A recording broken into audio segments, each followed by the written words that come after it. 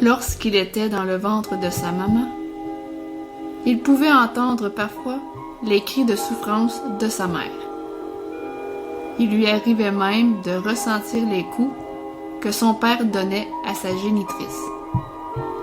Les mots qui blessent comme des morsures, Pistachio pouvait les entendre. Et même s'il n'en comprenait pas encore le sens, il savait que son papa était dur envers sa maman. Il arrivait à l'occasion que son géniteur, pour être certain que le petit à l'intérieur ne saisisse pas tout, aboie très fort en guise de réprimande envers sa mère. Quand cette dernière accoucha de Pistachio, les mots agressifs se faisaient toujours entendre dans la niche familiale. 5 ans se sont écoulés depuis la naissance de Pistachio. Mais maintenant, il n'habitait plus dans la niche aux 1000 horreurs. Il vivait seul et était devenu un chien vagabond. Il s'était créé une petite routine. Tous les jeudis soirs, il se rendait à la montagne pour y regarder les étoiles. On lui avait raconté que chaque étoile dans le ciel représentait une partie du passé. Il ne savait pas si ce qu'on lui avait dit était un mythe ou une vérité absolue. Il prenait pour acquis que ce qu'on lui avait raconté était vrai, et c'est pourquoi il aimait venir à la montagne pour regarder au ciel s'il ne pouvait pas trouver une façon originale de changer son passé délabré. Un jeudi saint où la lune était d'une étrange couleur, Pistachio n'en avait jamais encore vu jusqu'à ce jour. Elle était grise, mais très foncée. On aurait dit qu'il se passait quelque chose d'anormal dans le ciel. C'est à ce moment-là qu'il entendit un bruit étrange au loin. Ça ressemblait à des petits grattements. On aurait cru qu'un chien était en train d'enterrer ses os non loin de Pistachio. Mais ce dernier était tellement obnubilé par la lune qu'il ne voulait pas savoir de quoi il s'agissait. Après quelques minutes, il entendit parler au loin et cette fois-ci, il alla voir de plus près.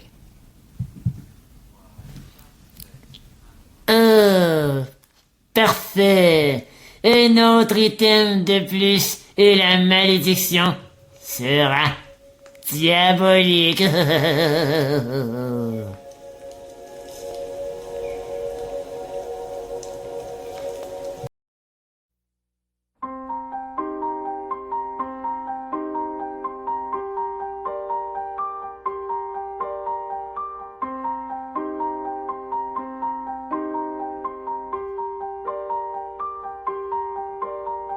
Y a les mots qui amusent et ceux qui abusent.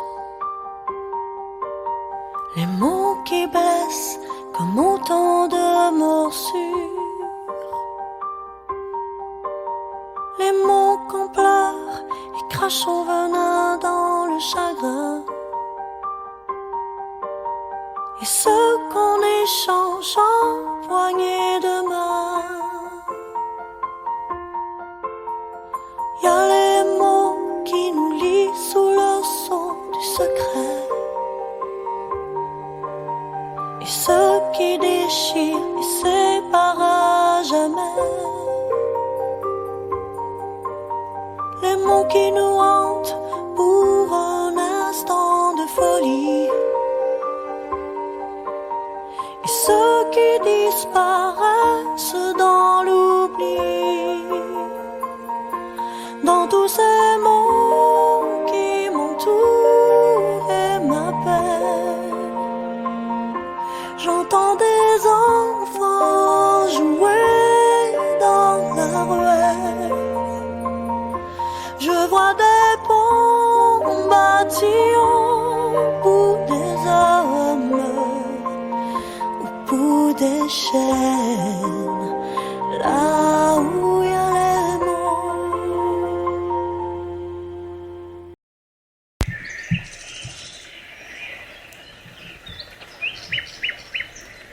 Au village de Nathalie, il y avait un joli petit banc de parc. Nathalie était assise sur le banc et ce matin-là, elle était énormément triste. Depuis déjà un bon moment, il y avait des larmes qui ne cessaient pas de couler sur ses joues. Il faut dire qu'elle s'était levée très tôt en cette journée du Vendredi Saint. Le ciel était d'une couleur grisâtre et les gouttelettes de pluie qui s'entremêlaient à celles de ses sanglots, on pouvait facilement les confondre. Elle se souvenait qu'un de ses bons amis lui avait déjà mentionné « Tout ce qui ne s'exprime pas s'imprime ». Alors, elle continua de pleurer quand tout à coup, un animal qu'elle n'avait encore jamais vu au village approcha tout près d'elle. Oh! Voir et entendre une jolie demoiselle pleurer, ça brise beaucoup mon petit cœur d'éléphanteau. Pourquoi tant de tristesse sur un si joli visage? Nathalie cessa de pleurer et elle commença à raconter son malheur. Tout d'abord, elle prenait soin de mentionner que la veille, avant d'aller au lit, elle avait pris soin d'accrocher sur la corde à linge sa belle robe jaune, celle qu'elle utilise toujours pour les grands événements. Ensuite, lorsqu'elle s'est levée ce matin pour aller s'habiller, elle a constaté que sa belle robe avait disparu. Qui pourrait être assez ignoble pour faire quelque chose de la sorte? Sans doute quelqu'un qui ne voulait pas que la fête de Pâques ait lieu au village. Maintenant que Nathalie avait dévoilé son fardeau au petit éléphanteau, elle se sentait à moitié légère. Après avoir entendu tout cela, le petit animal se présenta à Nathalie. Je m'appelle Pimpampo, le petit éléphanteau rouge. Nathalie réalisait qu'au fond, elle n'était pas seule à vivre un grand malheur. Elle n'avait jamais encore vu d'éléphanteau rouge, et surtout avec une trompe bleue. Elle fit immédiatement un pacte avec Pimpampo. S'il l'aidait à retrouver sa robe, elle l'aiderait aussi à récupérer sa couleur d'origine. Le petit éléphanteau n'hésita pas un instant et accepta le pacte. Une fois que le tout fut mis au clair, quelqu'un s'approcha de Nathalie et de son nouvel ami. Rouge à lèvres, la petite boîte aux lettres de Nathalie se trouvait très confuse. Nathalie, aurais-tu vu le panier de Pâques? Celui qui contient tous les œufs colorés? Je ne le trouve plus, Ratatouille. Nathalie était loin d'être au bout de ses peines. La disparition de sa robe était une chose, mais la perte soudaine des œufs signifierait une annulation totale de la grande fête de Pâques. Il fallait trouver une solution, et vite. Mais laquelle? Voilà la question. Tous décidèrent de partir dans la maison de Nathalie pour aller réfléchir à tout cela. Comme personne n'avait encore eu le temps de manger, Nathalie offrit un bol de raisin à ses amis. Lorsque Rouge à lèvres prit un raisin dans ses mains, elle remarqua qu'il était d'une drôle de couleur. L'aliment était totalement gris, couleur que la petite boîte aux lettres n'avait jamais vue chez ce fruit. La situation devenait de plus en plus troublante. L'heure était rendue vraiment très grave. Il se passait des choses étranges au village. Ce fut la goutte qui fit déborder le vase. Nathalie en eut assez et décida de contacter sa meilleure amie, la princesse Caroline, celle qui habitait au royaume Lune de Miel. Elle alla décrocher le tableau magique, celui qu'un roi lui avait donné en cadeau il y a fort longtemps. Elle plaça le tableau sur ses genoux, de manière à ce qu'il soit face à elle. Elle était stressée et elle avait très peur. peur de ne pas réussir correctement la formule. Elle prit une grande respiration, se concentra et finit par réciter la bonne formule magique.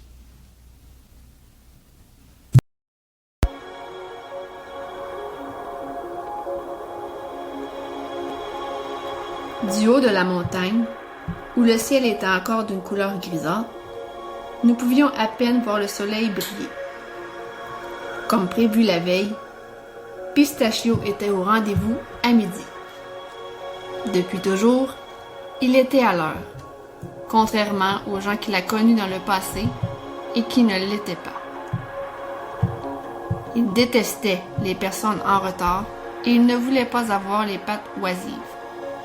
Alors, il décida d'occuper son temps libre à creuser des trous pour le plaisir, histoire de tuer les minutes. Après quelques trous de creusés, quelque chose capta son attention. Une ombre recouvrait le sol. Pistachio s'arrêta aussitôt de creuser et il se demandait à qui ou à quoi pouvait bien appartenir cette ombre. Il tourna brièvement la tête et vit un vaisseau spatial au ciel. Un personnage étrange atterrit près de Pistachio.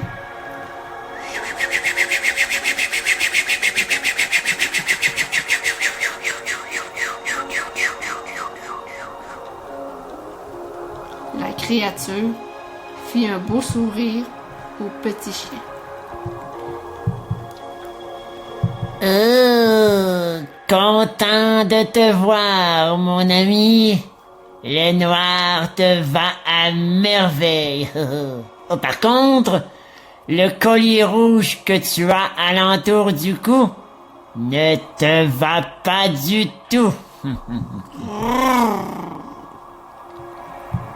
Pistachio serra les dents et grogna après avoir entendu cette réplique insultante. Le petit être venu d'ailleurs ne voulait pas l'offenser, mais sa couleur préférée était le gris. Si le noir et le blanc n'étaient pas des nuances, il les ajouterait dans ses favoris. Le petit bonhomme venu de l'espace commença à expliquer ce pourquoi il était venu sur Terre. La raison était toute simple. Les humains, selon lui, étaient stupides. Sur leur planète, ils avaient un immense privilège, celui de contempler toutes les couleurs du monde avec leurs yeux. Les couleurs avaient un message caché, mais malheureusement les terriens n'étaient pas capables de les comprendre. Sur la planète de l'extraterrestre, tout était en noir et blanc, à l'exception des habitants qui, eux, étaient tous gris. Ils voulaient, en quelque sorte, punir les humains tout en dérobant leurs couleurs et leur laisser uniquement que le gris dans leur vie.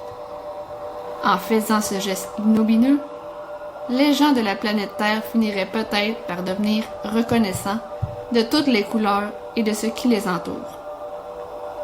Pour être certain que la malédiction fonctionne à merveille, il avait volé un panier rempli d'œufs colorés. Il avait bien pris soin de brancher son chaudron sur les œufs de Pâques. Et de là, avec ses pouvoirs cosmiques, il avait commencé le mauvais sort envers les humains.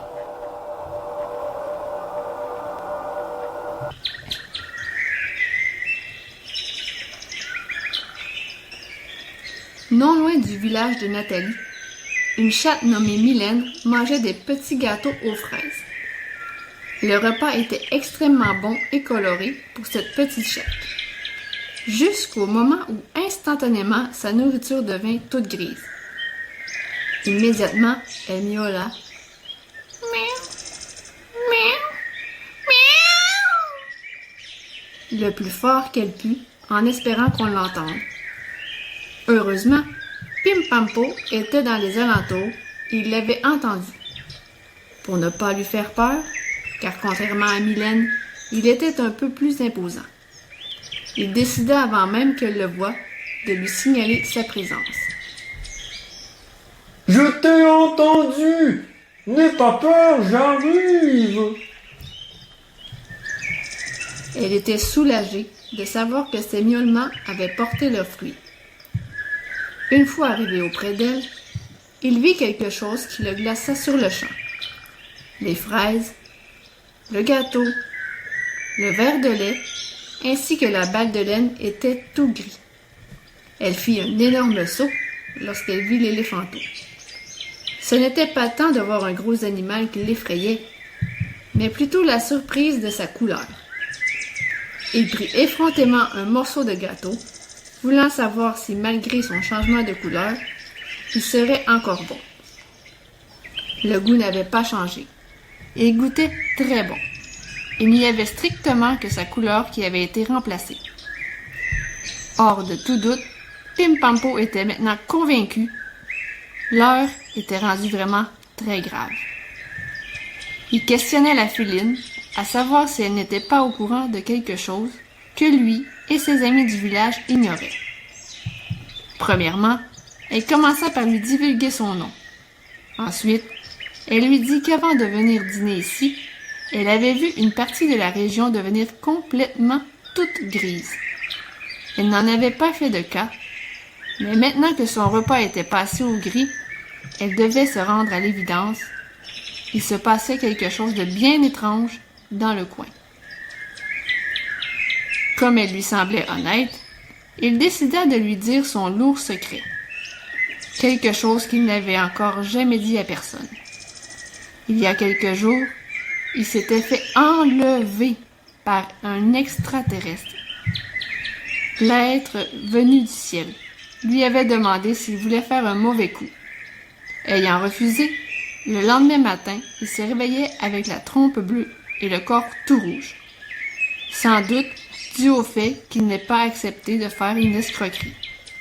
Il croit fortement qu'il pourrait y avoir un lien direct avec toutes ces couleurs inappropriées. Pendant que Caroline, Rouge à Lèvres et Nathalie se trouvaient encore au village, un chevalier et son cheval étaient près d'un boisé. Christopher avait décidé de quitter la maison de Nathalie. Il voulait que sa tendre moitié Caroline puisse bien profiter des retrouvailles avec ses amis. Sachant très bien qu'il n'était pas au royaume Lune des Miels, mais en un terrain inconnu, il prenait soin de se faire quelques points de repère. Il coupa avec son épée plusieurs branches d'arbres qui obstruèrent son chemin. Soudainement, il découvrit quelque chose d'étrange au sol. Il y avait un œuf coloré qui ressemblait étonnamment à ce que Rouge à Lèvres cherchait. Il le ramassa soigneusement pour ne pas le briser et le mit dans sa poche. Avec cette preuve irréfutable, il savait qu'il y aurait du nouveau dans l'enquête à propos des bizarreries du village. Lorsqu'il voulut retourner à la maison de Nathalie, il vit plusieurs arbres brusquement changer de couleur. Immédiatement, Christopher montait sur son cheval en direction du village.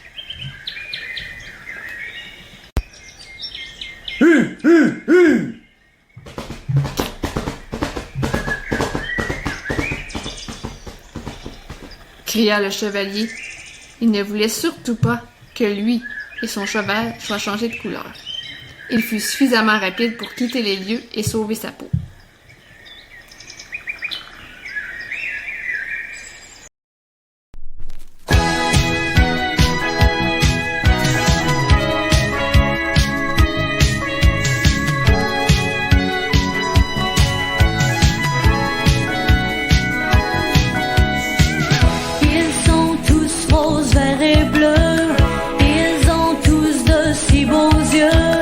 Dès que je les ai rencontrés,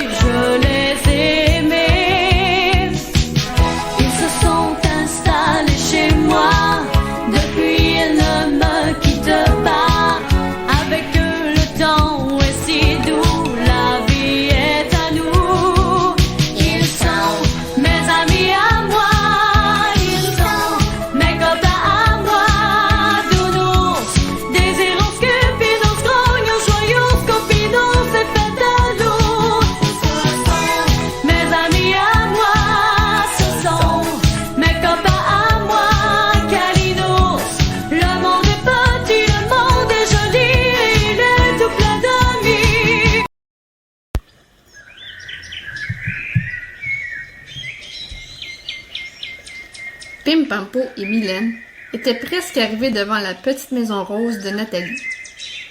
Pour être certain que les deux animaux arriveraient ensemble, l'éléphanto avait embarqué sa nouvelle amie sur son dos.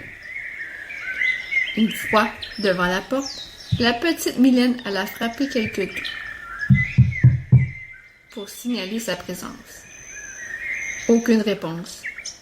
Tous deux restèrent surpris, surtout le petit éléphanto.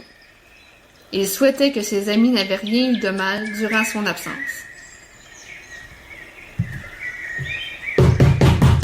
C'est moi! Ouvre la porte, Nathalie! S'exclama Pimpampo après avoir frappé à son tour à la porte. Cette fois-ci, Nathalie entendit et alla ouvrir. « Oh! C'est toi, mon cher Pimpampo! Tu n'es pas seul. Excuse-moi, je ne t'avais pas entendu cogner. » À l'instant où elle alla fermer la porte, elle vit au loin Christopher arriver à toute vitesse avec son cheval.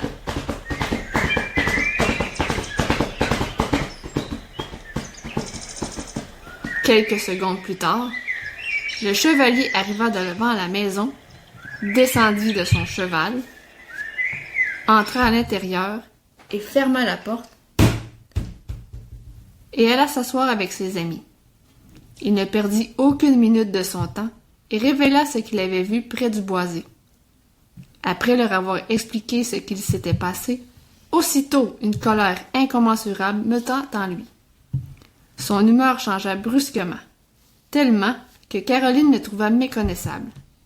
La petite princesse ne l'avait jamais vu dans cet état, à l'exception d'une fois où on avait voulu voler son cheval. Serait-ce la nouvelle couleur des choses qui atteignait son caractère? Tous restèrent perplexes, anxieux et sans mots devant la scène.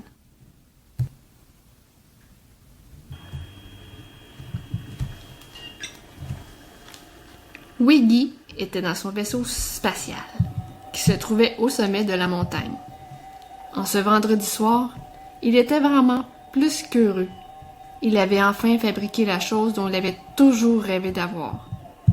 Il s'était construit une belle ceinture, mais pas n'importe laquelle, une ceinture multicolore. Le fait d'avoir volé toutes les couleurs aux terriens lui donnait une bonne opportunité de pouvoir se gâter un peu.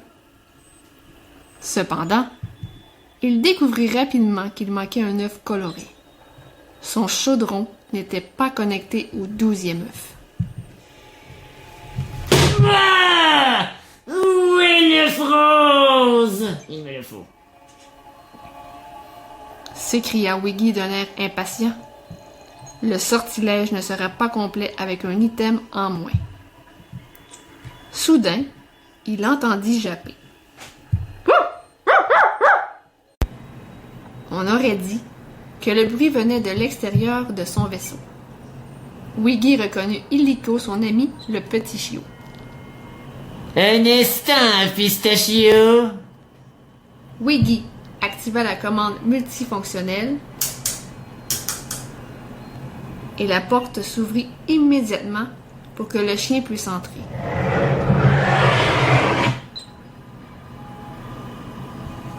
Le chien découvrit pour la première fois de sa vie à quoi ressemblait l'intérieur d'une soucoupe venue de l'espace. Il y avait une très longue table en acier. Dessus se trouvait un énorme chaudron noir qui était branché à 11 œufs colorés. D'un côté, il y avait tout plein de grosses babioles dont Pistachio ignorait encore l'utilité. Dans l'autre coin du vaisseau, on pouvait y voir plusieurs cartes du ciel en 3 dimensions, sans doute pour que Wiggy puisse retrouver son chemin durant ses voyages. Tout au fond, on aurait dit des hiéroglyphes médicaux.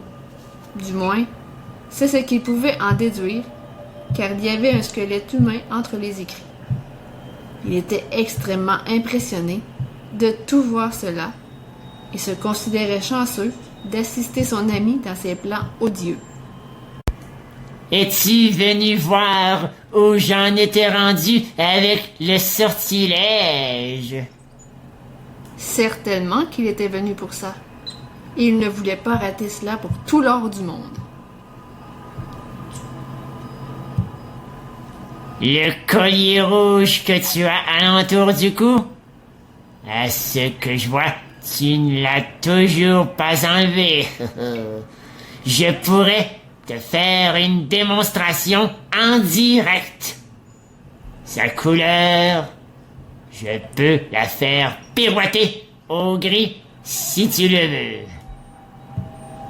Avant même que Pistachio serre les dents et commence à grogner, Wiggy éclata de rire.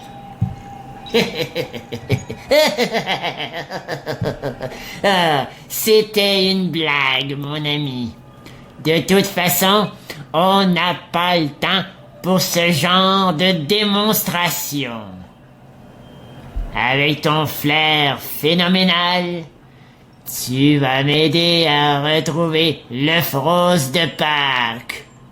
Mais avant, on doit aller faire quelque chose de primordial non loin d'ici. Et attention de ne pas renverser mon chaudron en sortant. D'un air outré, il prit sa ceinture colorée et partit avec son ami le chien.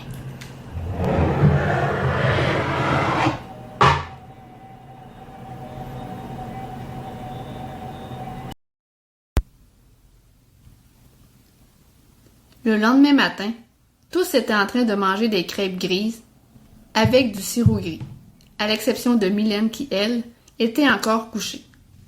En ce samedi pluvieux, il nécessitait ardemment de trouver des solutions à tout ce qui se passait depuis quelque temps. Pâques arriverait sous peu et il ne fallait surtout pas que cet événement soit décliné. Tous mangèrent autour de la table grise et tout à coup, Christopher eut une violente émotion. Oh non, non! J'ai plus de crêpes dans mon assiette! S'exclama le chevalier. Nathalie le regarda d'un air surpris. Je peux t'en refaire d'autres. Ce n'est pas un problème pour moi. Mais Christopher ne répondit pas et croisa les bras. À présent, il n'y avait plus de doute. La modification des couleurs et le changement de température atteignaient son caractère.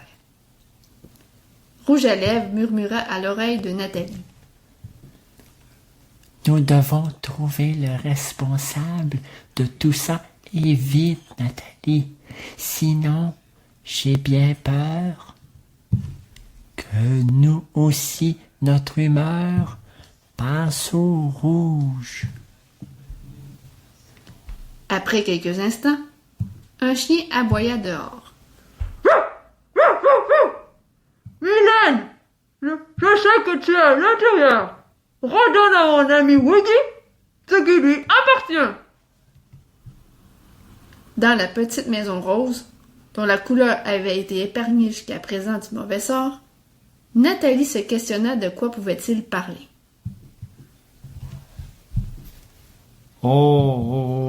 Excusez-moi. Hier, j'ai oublié de vous dire un petit détail.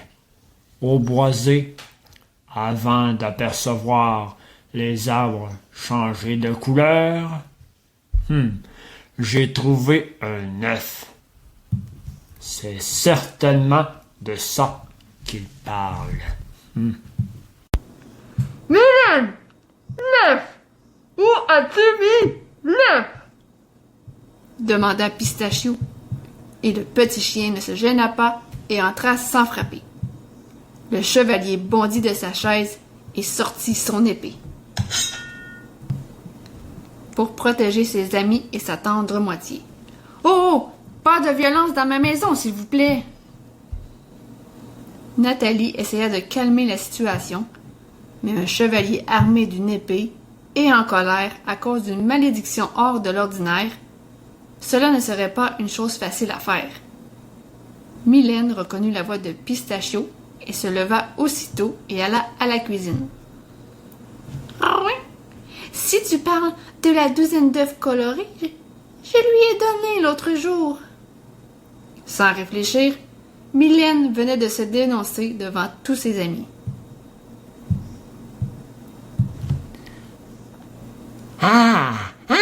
C'est donc toi qui as volé les œufs du village, n'est-ce pas?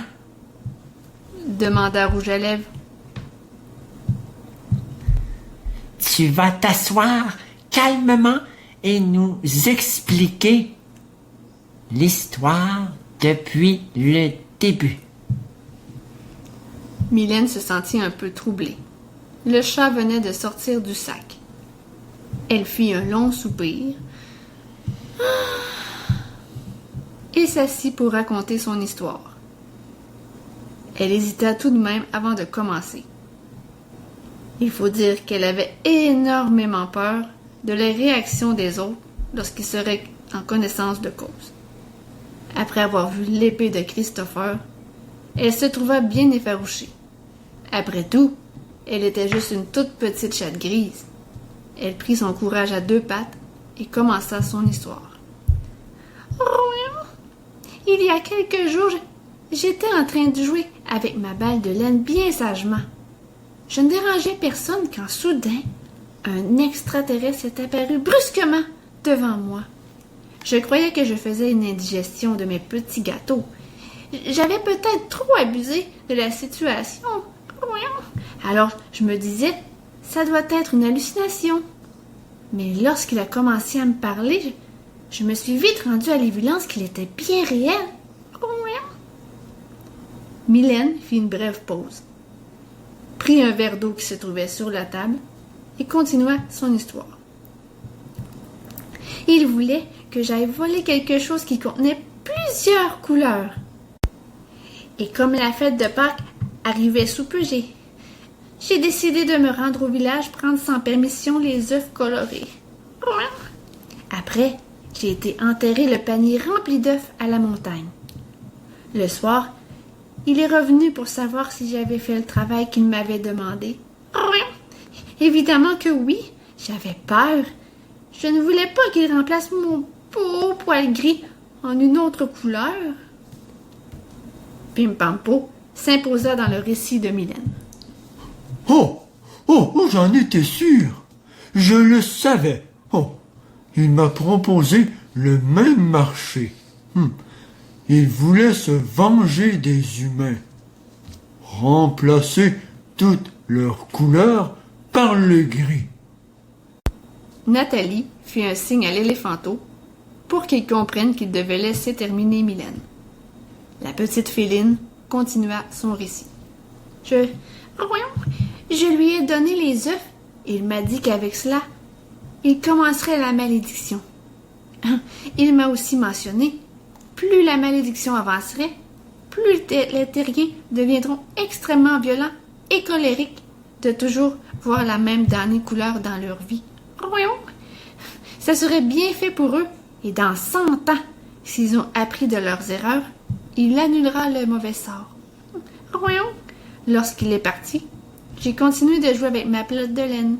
C'est là que j'ai vu Pistachio contempler la lune. Je n'ai pas voulu le déranger. J'ai la trouille des chiens. Mais après un moment, il est venu me voir. Sans doute car il m'avait entendu parler au loin. J'étais tellement contente de ne pas avoir perdu ma couleur que j'ai décidé très tôt, le lendemain matin, d'aller voler un autre accessoire au village. Je pensais qu'avec un item de plus, Wiggy pourrait se venger davantage. J'ai dit à Pistachio, Wiggy sera présent à la montagne le lendemain à midi.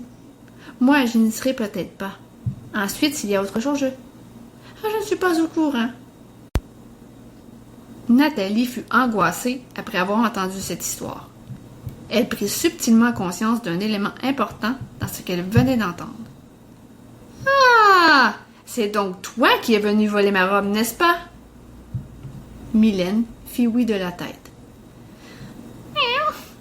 Pardonne-moi, chère Nathalie, je m'excuse sincèrement du fond du cœur. Christopher pointa son épée en direction de la petite chatte. Je comprends tout maintenant. Tu étais tellement pressé d'aller rapporter les œufs à ce Wiggy que tu en as échappé en chemin. Mylène fit oui de la tête à nouveau. À présent, Tout venait d'être élucidé. La question que tous se posaient était comment faire changer d'idée à l'extraterrestre? Il doit absolument renverser le mauvais sort.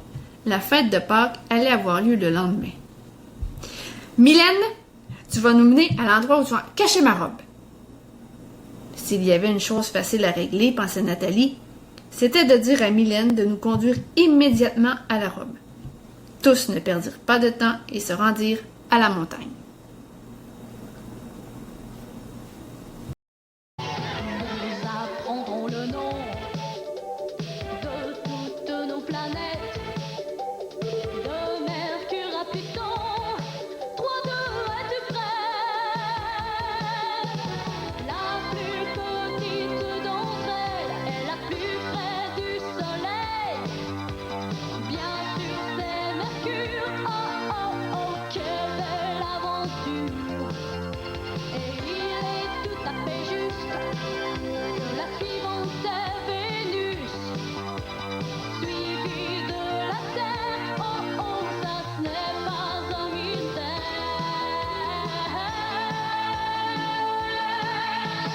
Petite fusée jolie, emmène-nous visiter notre belle galaxie. Et la Voie lactée. Nous apprendrons le nom de toutes nos planètes, de Mercure à Pluton. 3, 2, es-tu prêt? Après la planète Terre, il y a la planète Mars. Et puis Jupiter, oh oh, la plus grosse de la place. Après, il y a Saturne, la belle planète aux anneaux. Uranus et Neptune, oh oh, et Pluton tout en haut. Petite fusée jolie, emmène-nous visiter notre belle galaxie, la Voie lactée. Nous apprendrons le nom de toutes nos planètes, de Mercure à Pluton. 3, 2, es-tu prêt? Au revoir.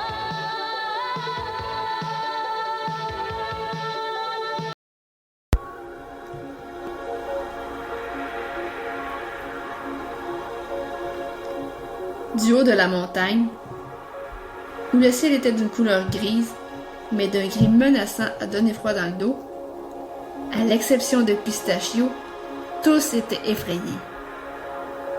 Mais leur but ultime était d'aller chercher la robe des grands événements. Une chose qui traversait l'esprit de Caroline était qu'elle se demandait comment Pistachio avait su que Mylène était avec eux. Ce que Caroline ignorait, c'était que Pistachio avait le sens de l'odorat bien développé. Autre fait remarquable, le fait que le petit chien avait vécu avec un père très colérique, violent et méchant, il pouvait reconnaître au loin ce genre d'ambiance. Le comportement de Christopher rappelait l'attitude que le papa de Pistachio pouvait avoir. Une fois que tous furent arrivés à l'endroit où Mylène avait enterré la robe, cette dernière demanda avec politesse si Pistachio voudrait creuser à sa place. Elle l'avait déjà fait dans le passé, mais cette fois-ci, elle voulait ménager ses belles pattes. Pistachio accepta et il commença à creuser.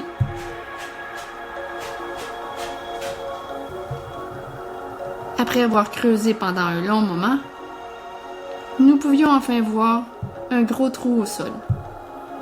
Lorsque le petit chien eut terminé, il regarda Mylène d'un air moqueur. « Allez, va chercher la robe. Après tout, c'est toi qui l'as enfouie là. Je ne ferai pas tout le boulot à ta place. » La petite chatte descendit aussitôt dans le trou pour aller chercher le vêtement. Je ne la trouve pas. Je la trouve pas! S'écria Mylène aux autres. Ne fais pas la rebelle, hein? C'est toi qui l'as mise là. Tu nous l'as dit tantôt. S'écria Caroline d'un air choqué. La petite chatte continua de chercher dans le trou sombre et elle n'arrivait pas à trouver la robe en question. Oh, mais fais un effort, Mylène. J'ai besoin de cette robe pour la fête de Pâques, s'écria Nathalie avec impatience.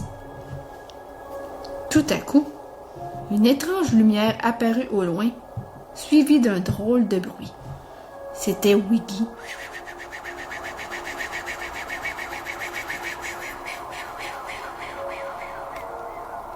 Qui atterrissait tout près d'eux avec son vaisseau spatial. À l'exception de Pistachio, tous eurent très peur. Bien que tout fût gris aux alentours, leur visage était blanc comme un drap. Wiggy alla voir de plus près ce qui se passait. Ah, mon grand ami Pistachio. Ah, comme je suis content de te revoir. Mais tu n'es pas seul, à ce que je vois. Vous cherchez quelque chose? Pimpampo se dirigea vers l'extraterrestre d'un air très confiant. Tu vas redonner les autres œufs à mes amis, pour que demain, la grande fête ait lieu. Et tu vas aussi enlever le mauvais sort, sinon, ça va barder pour toi. Le petit être venu de l'espace pouffa de rire. Il ria tellement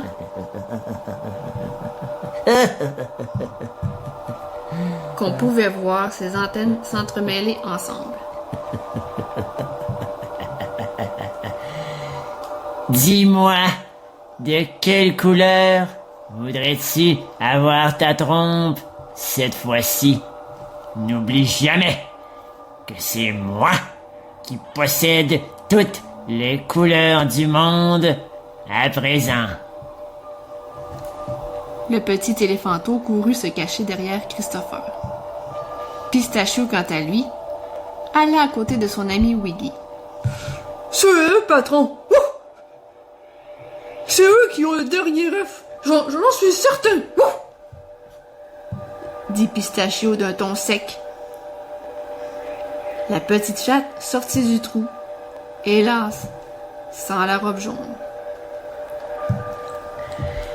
Ah, tiens, les grands esprits se rencontrent à nouveau.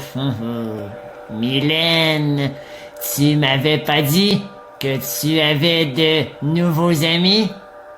Bref, sous peu, tous les gens de la planète Terre seront dépressifs après l'enchantement. Dit l'extraterrestre tout en étant sûr de lui.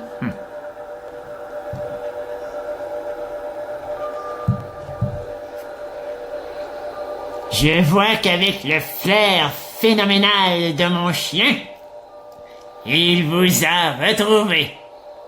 Et suffit les plaisanteries que celui ou celle qui a mon œuf me le redonne immédiatement. Rouge à lèvres lui lança un petit caillou qu'elle avait dans sa poche. Elle espérait qu'il ne se douterait de rien. N'essaie pas de me flouer, espèce de petite boîte à mal. Si tu veux continuer de livrer ton courrier, ne fais pas la maligne avec moi. Wiggy commençait à se fâcher sérieusement. Il n'aimait pas qu'on se moque de lui. Nous n'avons pas le temps de s'occuper de toi. Nous cherchons la robe jaune de Nathalie et on t'a donné ce que tu voulais. Alors, laisse-nous tranquilles, s'il te plaît. Rouge à lèvres croyait qu'en disant cela, il les laisserait tranquilles. Mais Wiggy était un être qui n'abandonnait pas aussi facilement. Ah, attendez. Attendez, c'est sérieux. Vous cherchez la robe jaune? Mais vous ne la trouverez jamais dans ce trou. Hier, j'ai découvert qu'il manquait un œuf coloré. Mon chaudron n'était pas connecté au 12e œuf. Alors, avant d'envoyer Pistachio vous retrouver avec son flair phénoménal, on a été faire quelque chose de primordial. Comme Mylène ne m'avait pas donné tous les œufs, j'ai voulu me venger avec mon ami le chien. Il a reniflé jusqu'à l'endroit où Mylène avait enterré la robe. Ensuite, j'ai été la cacher dans mon vaisseau.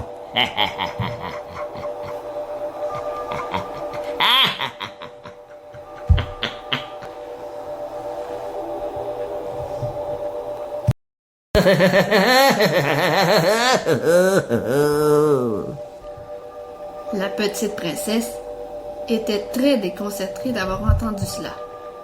Elle décida donc de le défier à son tour, mais d'une façon royale.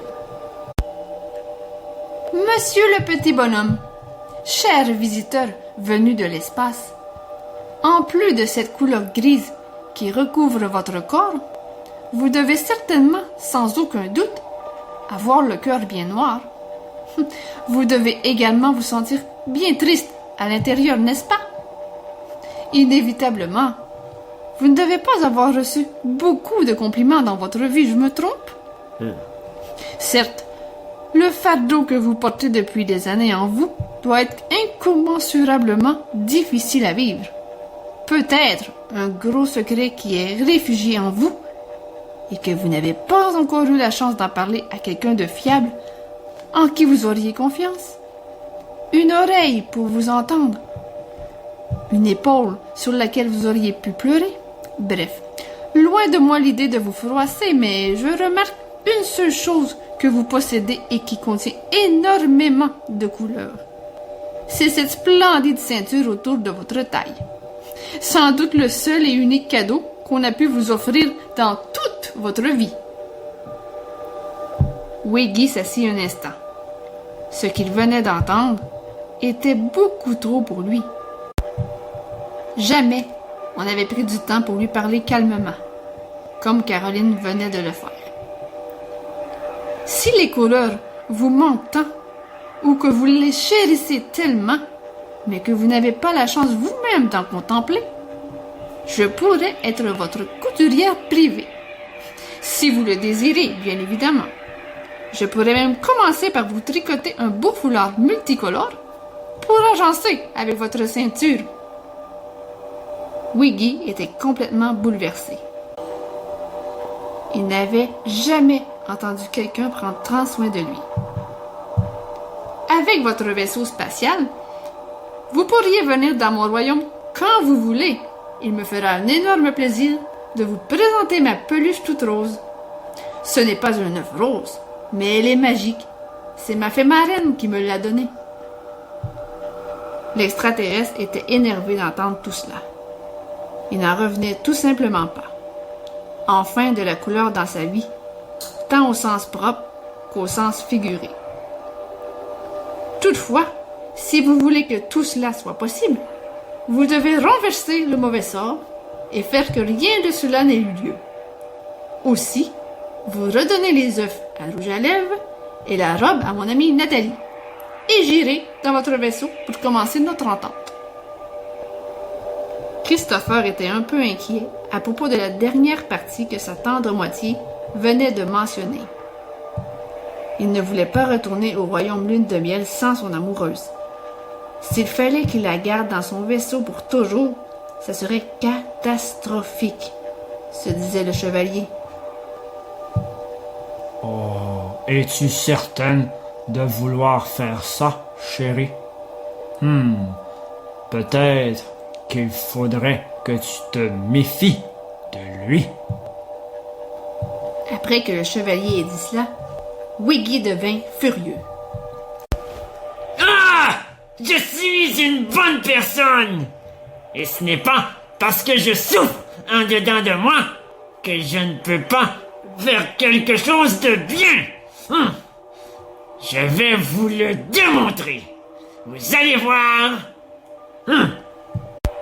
L'extraterrestre ferma ses yeux, se concentra, et avec sa pensée, il fit clignoter les petites boules qui étaient situées sur ses antennes. En une fraction de seconde, tout le monde se trouvait à l'intérieur du vaisseau spatial.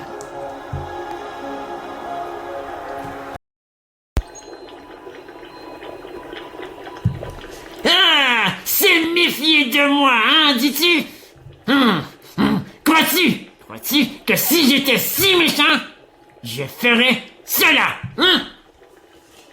Wiggy donna violemment un gros coup de pied sur son chaudron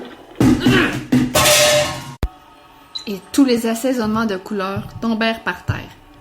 Des éclats lumineux se frappèrent ensemble et se concassèrent sur le sol. Une brève explosion se fit entendre. Il avait mis des années à concocter son projet et en à peine une seconde, il venait d'anéantir tout ce qu'il avait créé. Il prit les 11 œufs qui se trouvaient sur la table et le donna à Rouge à Lèvres.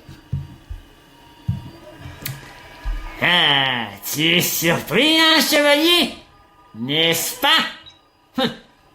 Le rose, je ne l'ai pas, et je ne sais pas où il se trouve. Je vous jure. Dans quelques heures, toutes les couleurs du village seront de retour et les habitants n'auront plus ce sentiment de colère. Pim Pam Po, toi aussi, tu retrouveras ta couleur originale, tout comme ta trompe. Wiggy décrocha la robe jaune qui se trouvait sur un crochet et la donna à Nathalie. Enfin, Nathalie pouvait tenir sa jolie robe dans ses mains. Elle remercia l'extraterrestre et lui dit qu'il avait pris une bonne décision. Elle l'informa aussi qu'avoir Caroline comme couturière, il serait aux anges. Le petit éléphanteau devenait songeur tout à coup. Ouais, est-ce qu'il y a quelque chose qui ne va pas, Pim Pam Pou? Rétroqua la petite Mylène. Christopher fut soulagé de savoir que sa princesse ne serait pas prisonnière dans un vaisseau spatial. Il sortit le fameux œuf rose de sa poche et le donna à son ami la petite boîte aux lettres. Nathalie était impressionnée de la façon dont sa meilleure amie Caroline s'était comportée. Nathalie regarda Caroline toute émue et ne savait pas comment la remercier. Des larmes chaudes coulèrent sur les joues de Nathalie, mais cette fois-ci, c'étaient des larmes de joie. Caroline, tu as sauvé mon village, et je dirais même le monde entier. Ton geste fait que j'ai les mains liées. Je ne serai jamais capable de te récompenser tel que tu le mérites. Caroline était touchée d'avoir entendu cela venant de sa meilleure amie. Mais aurais-tu oublié ce que tu as fait pour moi la dernière fois que tu es venu dans mon royaume? Tu m'avais aidé à composer une lettre psychomagique et par la suite, Christopher est devenu mon amoureux. En amitié, on ne compte pas les coups. Je l'ai fait car je tiens à toi et que tu comptes beaucoup pour moi. Les deux se firent un énorme câlin et Christopher fit un sourire en voyant la scène. Mylène regarda le petit éléphanteau du coin de l'œil et remarqua qu'il était encore songeur. Mes amis, je crois avoir pris une décision. Finalement, je vais garder la couleur rouge ainsi que ma trompe bleue. Après tout, chaque humain naît avec une couleur différente, alors moi aussi, je veux être différent. Tous restèrent surpris face au choix de Pimpampo, mais ils le respectèrent. Ah, alors, comme ce choix vient du cœur, dans quelques heures, tu resteras de couleur rouge et ta trompe d'un beau bleu. Si tel est ton désir, même l'annulation de la malédiction ne pourra pas prendre le dessus sur ton cœur. Si jamais tu changes d'idée, ta couleur d'origine reviendra à la normale, comme par enchantement. Oh, je ne veux pas être impoli, mais j'aimerais être seul avec Caroline. J'ai beaucoup de choses à préparer avant qu'elle commence à tricoter. Comme vous pouvez le constater, vous n'avez plus rien à craindre. Vous pouvez me laisser seul avec la princesse. Wiggy activa la commande multifonctionnelle et la porte de son vaisseau s'ouvrit immédiatement.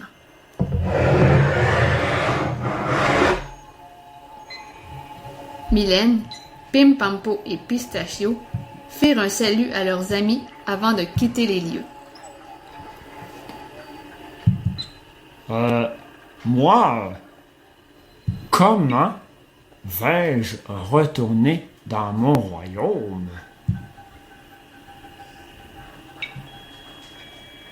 Demanda le chevalier au petit bonhomme gris. Ah, ne t'en fais pas avec cela. Avec mes pouvoirs surnaturels, de la même façon que nous sommes arrivés ici, je te téléporterai où tu veux. Le chevalier embrassa sa princesse d'amour et salua Nathalie et Rouge à Lèvres.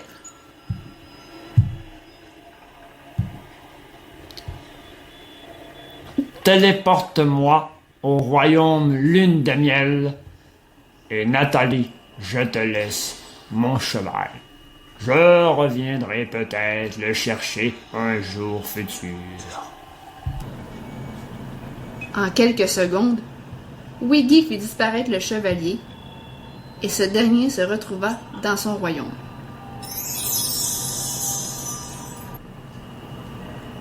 Une seule question que Nathalie se posa.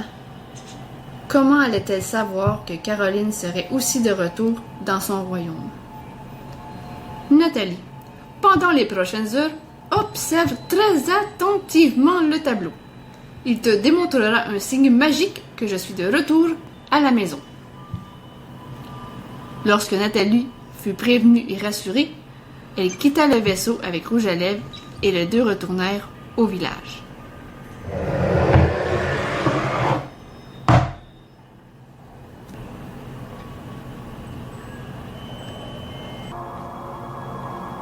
Un peu plus tard, durant la soirée, Pistachio revint à la montagne pour y regarder la lune.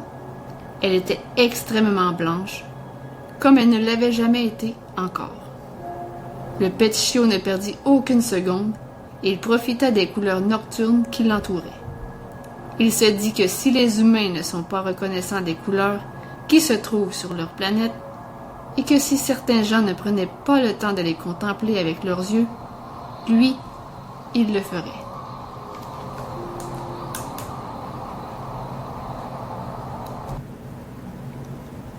Nathalie était couchée dans la maison de son village et elle dormit toute la nuit à côté de son tableau magique. Le lendemain matin, le soleil brillait à travers la fenêtre et avec sa chaleur, il réveilla Nathalie. Aussitôt, elle regarda par la fenêtre si sa robe se trouvait encore accrochée sur la corde à linge. Elle fit un long soupir de soulagement. Elle y était encore, et la lumière du soleil la faisait briller davantage. Toutes les couleurs étaient revenues dans le village, comme Wiggy l'avait dit. Elle voulut prendre son tableau magique, mais ne le trouva pas. S'il fallait qu'un autre malheur frappe le village en cette belle journée de Pâques, Nathalie ne saurait vraiment pas quoi faire. Elle se calma et elle reprit sur elle-même un instant. Elle se rappela qu'elle avait beaucoup bougé la nuit passée et qu'il pouvait être tombé du lit. Elle regarda au sol et effectivement, il était bien là. Elle prit le tableau dans ses mains et le regarda. Elle scruta minutieusement s'il n'y avait pas quelque chose de différent, contrairement à la veille. Soudainement, elle vit dans un coin de la peinture que tous les visages des habitants du royaume Lune de Miel étaient revenus à la normale. Tous les visages avaient repris leur place habituelle sur la peinture. Cela signifiait que Caroline était bel et bien rentrée chez elle. Nathalie pouvait enfin célébrer la grande fête de Pâques avec tous ses amis du village, tout en portant sa belle robe jaune des grands événements. Tous fêtèrent avec Nathalie et eurent beaucoup de plaisir, tout en chantant et en dansant. Ils prirent aussi le temps de manger du bon chocolat que Rouge à Lèvres avait apporté. Pâquerette,